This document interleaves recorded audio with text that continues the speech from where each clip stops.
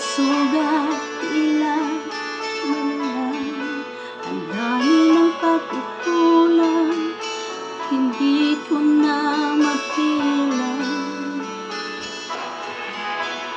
Magtiwala ka lang, tawag mo sa kanya.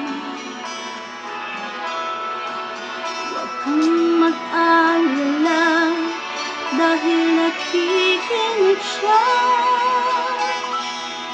Huwag kang bibitaw, lumapit ka lang. Huwag kang susuko, ipaglaban mo ang katotohanan. Ituloy ang lamang.